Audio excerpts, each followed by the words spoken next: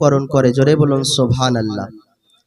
বেরাদাইনে মিল্লাতে ইসলামিয়া, তাহলে আমরা কোরআনের আয়াত দ্বারা বুঝতে পারলাম যে আমরা যদি আল্লাহকে বন্ধু বানাতে চাই, আল্লাহকে রাজি করতে চাই, সর্বপ্রথম আমাদেরকে কি করতে হবে? রাসূলুল্লাহকে রাজি করতে হবে। জোরে বলুন সুবহানাল্লাহ।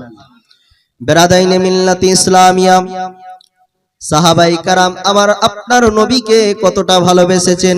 ইসলামের ইতিহাস যদি আমরা পড়ে দেখি, ইসলামের হিস্ট্রি আমরা যদি পড়ে দেখি, সাহাবাই কারামের হিস্ট্রি আমরা যদি পড়ে দেখি, তাহলে জানতে পারবো যে সাহাবাই কারাম নবীজিকে কতটা ভালোবেসেছেন। মহব্বতে বলুন সুবহানাল্লাহ, সুবহানাল্লাহ।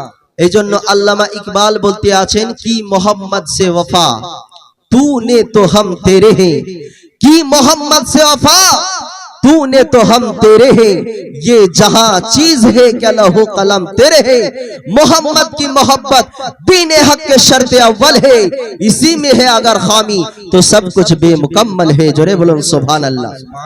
যদি নবী মুস্তাফার মহব্বতের মধ্যেই কমতি থাকে, আপনি যতই নামাজ পড়ুন, হজ করুন, যাকাত দেন, কিছুই আল্লাহর দরবারে কবুল হবে না। কারণ আল্লাহ পাক রব্বুল ইজ্জাত ইমানি বৃক্ষের জড় করেছেন আমার নবী মুস্তাফাকে। জোরে বলুন সুবহানাল্লাহ। কোন গাছকে আপনি আমি যদি গাছের শাখা প্রশাখাকে কেটে ফেলি, সেই গাছটি কিন্তু মরবে না। সেই গাছের যদি আমরা মূলটাকে, জড়টাকে কেটে ফেলি, তাহলে গাছটি মরে যাবে।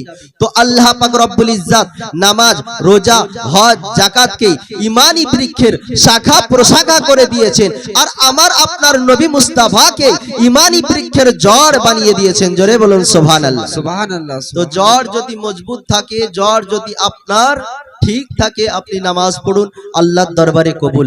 আপনি রোজা রাখুন, আল্লাহর দরবারে কবুল। আপনি হজ করুন, আল্লাহর দরবারে কবুল।